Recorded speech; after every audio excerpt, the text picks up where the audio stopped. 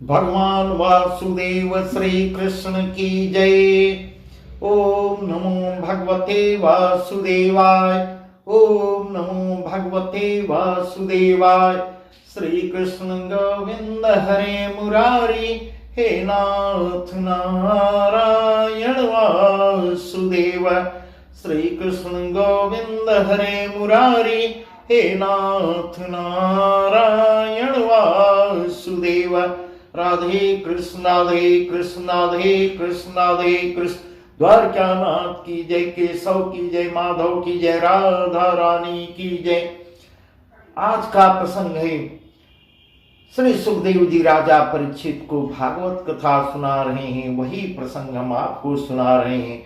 आज का प्रसंग है बाणासुर। बाणासुर भगवान वासुदेव के सामने सम्मुख युद्ध कर रहा है और जिसकी मदद जो है देवों के देव महादेव भी कर रहे हैं। महादेव भी वचन के अनुसार, वचन की मैं तुम्हारे नगर की रक्षा करूंगा, इस प्रकार उसकी सहायता कर रहे हैं। अब आगे बाणासुर जब हर ढंग से हार जाता है और महादेव भी सब अपना अस्त्र शस्त्र चला के बहुत काफी दिनों तक भगवान वासुदेव से और महादेव से युद्ध होता है। सब एक दूसरे के अस्त्र शस्त्र को काटते चले जा रहे हैं। तब बागे बाणासुर को करके हाथों में धनुष बाण ले प्रभु से सम्मुख लड़ता है, ललकारता है और कहता है, तुमसे युद्ध कियो मैं भारी, तो हूँ साधन पूजी हमारी। तुमसे युद्ध कियो मैं भारी, तो हूँ साधन पूजी हमारी। इस प्रकार बाणासुर कह रहा है, मैं आपसे काफी दिनों से युद्ध कर रहा हूं परंतु अभी इच्छा पूर्ति नहीं हुई। इस प्रकार कह रहा है, अभी मेरी इच्छा पूर्ति नहीं हुई। जब यह कह लगा, सब हाथों से, जितने उसके हाथ हैं, हजारों हाथों से बाण चलाने, तब भक्ति हितकारी श्री हरि ने सुदर्शन चक्र को आदेश देते हैं, हे सुदर्शन जाओ और इसके 4 हाथ छोड़कर सब हाथ काट डालो। ऐसे जैसे भगवान वासुदेव कहते ही सुदर्शन उनका इंतजार कर रहा है और जाते ही जाते सारे हाथ उसके काट छाड़ देता है। हाथों के कटते ही बाणासुर एकदम शिथिल होके गिर पड़ता है। घावों से खून की नदियां बहने लगती हैं। ऐसे उसकी भुजाएं जहां से कटी हैं, वहां से एक एक नदी निकल जाती है, मगर मच्छी सी दिखती थी। इस प्रकार हाथ उसके बह बह के उसी नदियों में जाते हैं, जैसे मगरमच्छ जल में तैरते हो, उस प्रकार कटे हुए हाथियों के मस्तक घड़ियाल से डूबते उछलते इस प्रकार का युद्ध हुआ। उसमें बहुत से लोग मारे गए हैं, पशु पक्षी राक्षस सेना बहुत सी मारी गई है। और वही वर्णन सुखदेव जी कर रहे हैं, हे राजन, बीच बीच में अब भी युद्ध चल रहा है, बीच बीच में नगाड़े बज रहे हैं, जिधर तिधर रणभूमि में सियार, गीध आदि मृतक लोगों की लाशों को खींच खींच के ले जाते हैं, काटते हैं। पक्षी कौवे उनके मृतक के नेत्र निकाल लेते हैं, लड़ झगड़ के आपस में फाड़ फाड़ के चिथड़े निकाल रहे हैं। इस प्रकार ऐसा वर्णन कर रहे हैं श्री सुखदेव जी। कह रहे हैं, हे राजन, रणभूमि की यह गति देख। जब ऐसी रणभूमि की दशा हो जाती है, चारों तरफ हाहाकार मच जाता है, यह गति देख बाणासुर अब उदास होने लगा। उसकी लगभग बहुत सेना मारी जा चुकी और तब भगवान शिव के करीब आता है। भगवान शिव से इस प्रकार कहता है, कहत रुद्र मन माहि विचारी, अब हरि क्यों की जय अनुहारी। इस प्रकार भगवान शिव उसको सलाह देते हैं, अब तुम भगवान वासुदेव की शरण में जाओ। इतना कह महादेव जी बाणासुर को स्वयं भी साथ लेके चल देते हैं और वेद पाठ करते हुए वहां आते हैं जहां रणभूमि में श्री कृष्ण खड़े हुए थे। वहां बाणासुर को तो भगवान वासुदेव के चरणों में लिटा देते हैं। उससे कहते हैं कि जाओ और भगवान वासुदेव के चरणों में लेट जाओ और स्वयं शरणागत वत्सल स्वयं शिव जी भगवान वासुदेव को दोनों हाथ जोड़ के कहते हैं, हे शरणागत वत्सल, यह मेरा भक्त है, यह आपका भी भक्त है और आपकी शरण में है।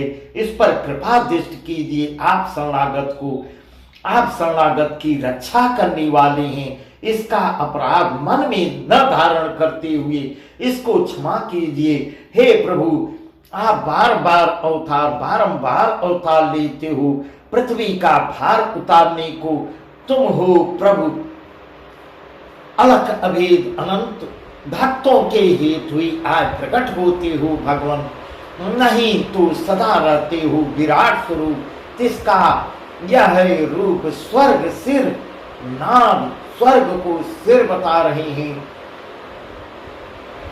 नाभि आकाश है, पृथ्वी जो है पांव है, समुद्र जो है पेट है, पर्वत जो है नख है, बादल जो है जिनकी केस है, रोम वृक्ष है, रोए जो है वह वृक्ष है, लोचन शशि और भानु मन है, रुद्र जो है अहंकार है, पवन जो है श्वास है, पलक चलना, इस प्रकार रात दिन है, गर्जन शब्द है। इस प्रकार ऐसा भगवान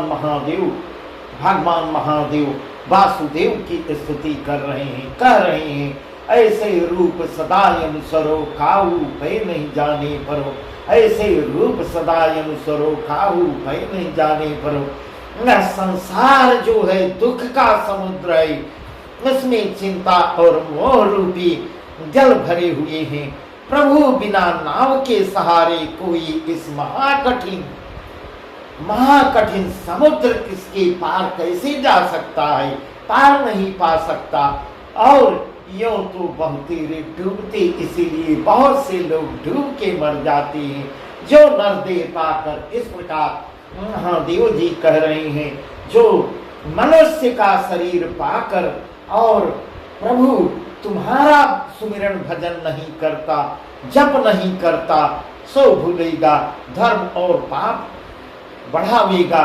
जिसने संसार में तुम्हारा नाम न लिया, अमृत छोड़ उसने विष का पान किया है। ऐसा महादेव वचन कह रहे हैं। जिसके हृदय बसो तुम आए, भक्ति मुक्ति तिह मिली गुणगाय। जिसके हृदय बसो तुम आए, भक्ति मुक्ति तिह मिली गुणगाय। इस प्रकार जिसके हृदय में आपका निवास होता है वह भक्ति भी पाता है, मुक्ति भी पाता है और सब गुण उसके अंदर विद्यमान हो जाते हैं। ऐसा कहकर महादेव जी कहते हैं, हे कृपा सिंधु दीन बंधु, तुम्हारी महिमा या परंपार है। किसमें इतनी सामर्थ्य है जो उसका वर्णन कर सके और जो तुम्हारे चरित्रों को जाने। अब मुझ पर कृपा करके इस प्रकार हे भगवान वासुदेव, एक तरह से समझिए, मैं आपसे विनती कर रहा हूँ, मैं आपसे कह रहा हूँ, इस पे जन मेरे ऊपर कृपा करते हुए मेरे ऊपर कृपा करिए, इसको क्षमा कर दीजिए। आपकी शरण में आया है, इसके बाणासुर यह मेरा परम भक्त है और जो आपका भी भक्त है, अपने और क्षमा करते हुए प्रभु इसको अपनी भक्ति दीजिए, यह भक्ति के लायक है। इस प्रकार भगवान महादेव गर्व के साथ कह रहे हैं, यह भक्ति का अधिकारी है, भक्ति के लायक है, क्योंकि यह भक्त प्रहलाद का वंशज है। यह कभी पूर्व जन्म में भक्त प्रहलाद था। और श्री हर तब का कहते हैं, हर भगवान वासुदेव कहते हैं कि शिव जी, हम और तुम में कुछ भेद नहीं, मेरे में तुम्हारे में कोई भेद है, कोई इसको इस प्रकार ऐसा करते हैं, मुझ में और तुम में क्या अंतर है, कौन सा भेद है। और जो भेद समझेगा, हे शिव जी, हे शंकर, जो मुझ में और तुम में अंतर समझेगा, भेद समझेगा, वह महान नरकगामी होगा, वह जिंदगी भर नरक में ठहरेगा और मुझको कभी प्राप्त नहीं कर सकता। ऐसा भगवान वासुदेव श्री कृष्ण अपने मुखारबिंद से कह रहे हैं। हे शंकर, जो तुम्हारी स्तुति नहीं करेगा वह मुझको स्वप्न में भी नहीं पा सकता। जिसने निष्कपट तुम्हारा नाम लिया है, तुम्हारा भजन जो करता है, उसको मैं उसके ऊपर बहुत प्रसन्न होता हूँ और उसको अपना चतुर्भुज रूप का दर्शन दिखाता हूँ। जिसे आपने वर दिया है, जिसको जिसको आप वरदान देते हैं और दोगे, मैं वचन देता हूँ, वचन जिसका उसका निर्वाह मैंने किया और करूंगा भी। जिसको जिसको आप वरदान दिए हैं उसका निर्वाह मैंने किया है और करता भी रहूंगा। महाराज, इस प्रकार प्रभु के वचन सुनकर मुख से निकलते ही शिव जी दंडवत करते हुए, शिव जी भगवान वासुदेव को दंडवत कर अपनी सेना लेके कैलाश को वापस चले जाते हैं और श्री कृष्ण वहीं खड़े रह जाते हैं। तब बाणासुर हाथ जोड़कर सिर नीचे करके दोनों हाथ जोड़कर विनती करता है, हे दीनों के नाथ, दीनानाथ, जैसे कि आपने कृपा कर मुझे तारा है, हे प्रभु आपने मुझको तार दिया, वैसे अब चलकर हे प्रभु मेरी विनती को स्वीकार कीजिए। चलकर मेरे घर को, मेरे चलकर दास का घर भी पवित्र कीजिए। अनिरुद्ध और उषा को अपने साथ ले जाइए। इस प्रकार आग्रह करता है, विनय करता है कि मेरे घर को चलिए, मुझको सेवा का अवसर दीजिए। और अनिरुद्ध और उषा को इस प्रकार प्रद्युम्न भक्त हितकारी उसकी विनती को स्वीकार करते हुए प्रद्युम्न को साथ लेके बाणासुर के घर को, बाणासुर की धाम को पधारते हैं। चरण धोय चरणोदक लियो, आचमन कर माथे पर दियो। चरण धोय चरणोदक लियो, आचमन कर माथे पर दियो। इस प्रकार प्रभु के चरण धो के उसका चरणोदक लेता है और आचमन करता है, पीता है और छिड़कवाता है, पूरे घर में मस्तक में लगाता है और उसका वर्णन करता है।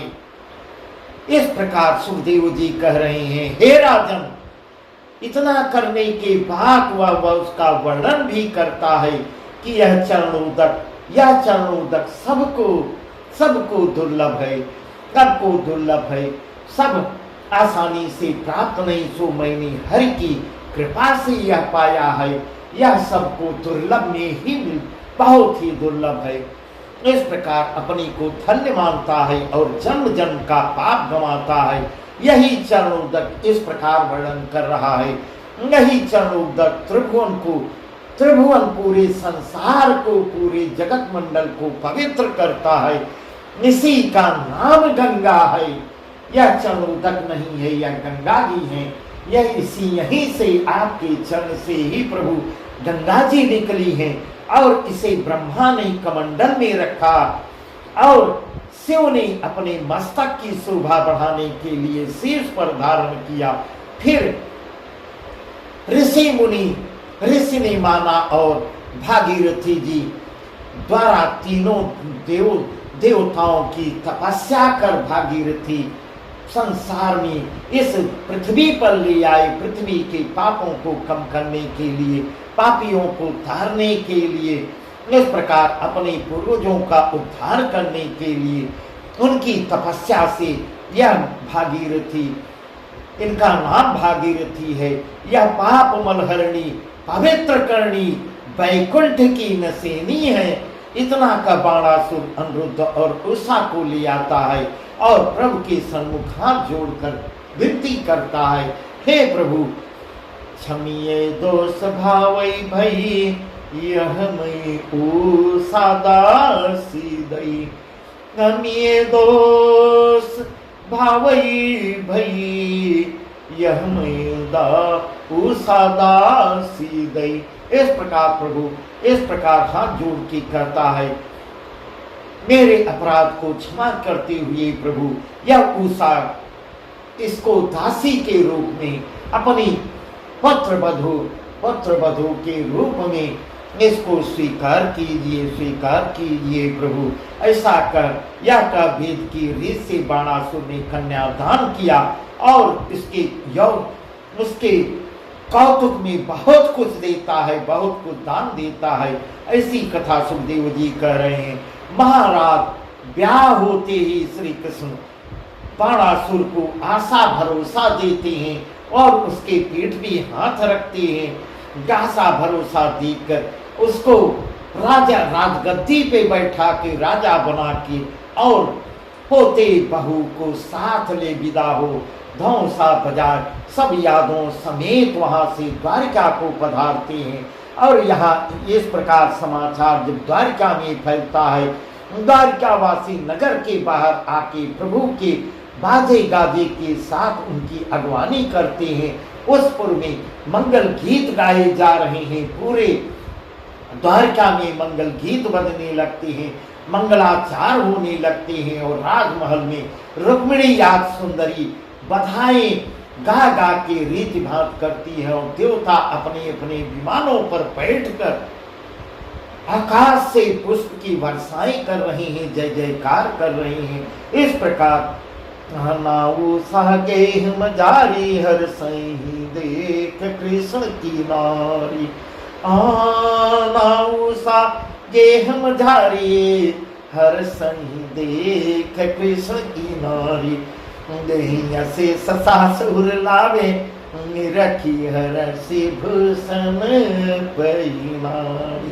इस प्रकार ऐसा सुखदेव जी वर्णन कर रहे हैं, जिसको देख के कृष्ण की पत्नियां 16,108 पत्नियां थी, वह सब देख के हर्षित हो रही हैं और उसको आशीर्वाद दे रही हैं, उसके चेहरे को निरख कर।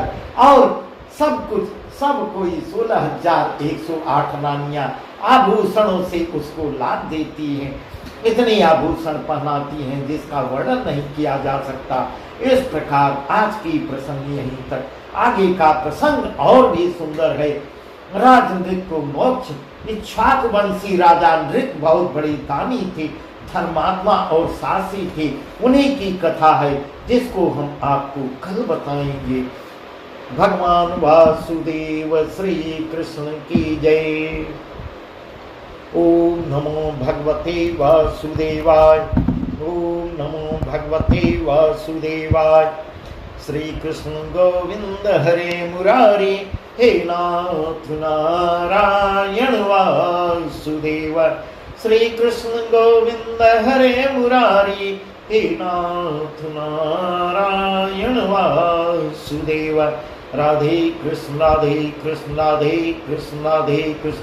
द्वारकानाथ की जय, केशव की जय, माधव की जय, राधा रानी की जय।